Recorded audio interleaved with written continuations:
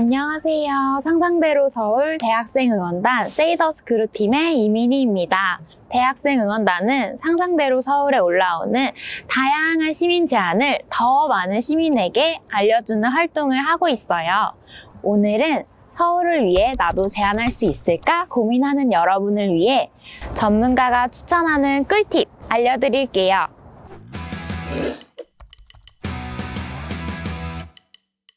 나의 일상에서 제안의 주제를 찾는 방법이 있을까요? 평범한 시민이 일상에서 어떤 사회 문제를 발견하는 거는 정말 어려운 일이에요. 하지만 내 문제를 발견하는 건 어렵지 않습니다. 내 문제는 일상을 살다가 그때그때 이게 불편한데, 이게 힘든데, 이런 점이 좀 고쳐졌으면 좋겠는데 라는 생각이 계속 들거든요. 그 감각을 무시하거나 놓치지 마시고 이게 좀 문제인데 좀 고쳐볼 수 있는 거 아닐까? 라고 생각을 해보시면 어떨까 생각됩니다. 내가 발견한 문제지만 너무 소소한 문제는 아닐까 염려돼요. 그 문제의식에 대한 공감이 필요하거든요. 그런 부분을 생각해 봐 주시면 좋을 것 같아요. 예를 들면 상상대로 서울에서 예전에 이제 토론을 통해서 정책이 됐던 사례 중에 길고양이들이 어떤 재건축 단지에서 보호받지 못하고 어려움을 겪고 있는데 이게 해결이 필요하다. 이걸 다른 관점에서 보면 길고양이가 생존의 위기를 겪는 건 도시 문제인 거죠. 근데 이게 고양이를 좋아하는 소수의 어떤 사람의 의견이 아니라 이 도시에 살고 있는 생명에 관한 이야기다. 라는 그런 관점에서 이 문제를 볼 때 나의 제안을 넘어서 우리가 함께 해결해야 될 문제가 되는 거라고 볼 수 있고, 그런 측면에서 나의 문제가 우리의 문제다라는 걸 설명해 주시는 게 좋을 것 같습니다. 좋은 아이디어와 대안을 만드는 꿀팁 없을까요? 내 문제에 대해서 인식을 했다면 이게 내 문제만일까 아니면 다른 사람들도 겪고 있는 사회 문제일까? 이런 거를 한번 파악해보기 위해서 주변에 있는 사람들, 이웃이나 가족들이나 직장 동료라든지 이런 사람들한테 가볍게 한번 얘기를 나눠보시면 어떨까 해요. 내가 뭐 지하철을 타다가 이런 게 불편했어. 이런 게 바뀌었으면 좋겠는데 너는 어떻게 생각해? 라고 얘기를 하면 얘기를 나눠보면서 이게 사회 문제일까?를 좀 판단해 보실 수 있을 거라고 생각이 듭니다. 그리고 다른 사람들하고 얘기를 하다 보면은 이렇게 할 수도 있겠는데 저렇게 할 수도 있겠는데 이런 생각들이 더해지고 그런 과정을 통해서 좀 더 좋은 대안이 제시가 될 수 있다고 생각합니다. 정말 좋은 말씀이네요. 어떻게 하면 내 제안에 다른 시민이 공감을 얻을 수 있을까요? 제가 생각하는 공감받는 콘텐츠의 비결은 자기 이야기를 하는 건데요.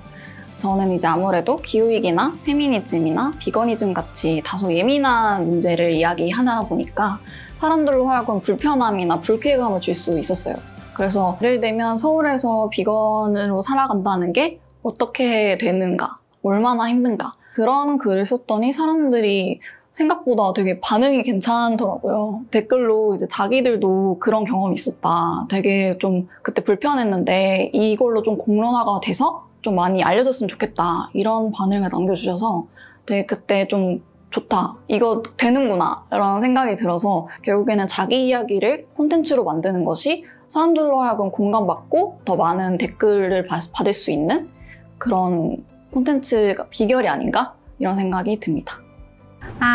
너무 좋은 꿀팁이네요. 저도 당장 사용해보고 싶은데요. 나의 제안에 다른 시민의 의견도 덧붙여지면 좋을 텐데 어떻게 하면 좋을까요?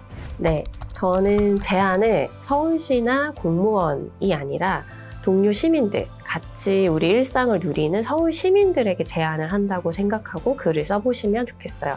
그리고 제안이 어떤 문제를 해결하거나 정책이 되려면 결국은 동료 시민들의 지지를 얻어야 되거든요.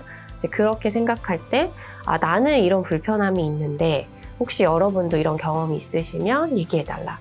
나는 이런 아이디어가 있는데 더 좋은 아이디어가 있다면 같이 보태주시라. 그러면 우리가 정말 이 문제를 해결할 수 있을 것 같다라는 이야기들을 하시는 것. 그래서 이게 혼자 내가 이제 어떤 처음부터 끝까지 답을 다 낸다 이렇게 생각하시지 말고 나의 고민 이런 게 있으니까 같이 얘기해보고 이제 제안을 만들어서 문제를 해결해보자. 이런 마음으로 좀 가볍게 제안을 시작해 보시면 좋겠습니다. 나이 제한이 다른 사람이 눈에 띄려면 어떻게 해야 할까요? 저희가 설득력을 가지려면 핵심을 얼마나 좀 잘 전달하느냐가 제일 중요한데요. 그 핵심에 대한 부분은 아무래도 광고 카피나 헤드라인에서 좀 많이 결정된다고 봐야 될 것 같습니다. 오히려 복잡하고 어려운 단어를 쓰게 되면 사람들이 좀 더 이해력이 좀 떨어질 수가 있거든요. 그래서 제안서를 쓸 때 우리가 느낄 수 있는 요소들이 과감하게 받아들일 수 있게끔 언어를 좀 더 순화를 해서 좀 쉬운 단어를 쓰는 것이 제일 좋다고 볼 수 있겠습니다. 자, 여러분, 전문가들과 함께 살펴본 시민 제한 꿀팁 어떠셨나요? 나이 제한이 50공감이 넘으면 부서에서 정책 반영 검토를 하고요. 좋은 제안은 50공감이 넘지 않아도 부서에서 정책 반영 검토를 한다고 해요. 나이 제한으로 더 나은 서울을 위해 기여할 수 있을 뿐 아니라 좋은 제안은 다양한 수상 기회까지 주어진다고 해요. 자, 그럼 상상대로 서울에 시민 제안하러 가볼까요? 렛츠고!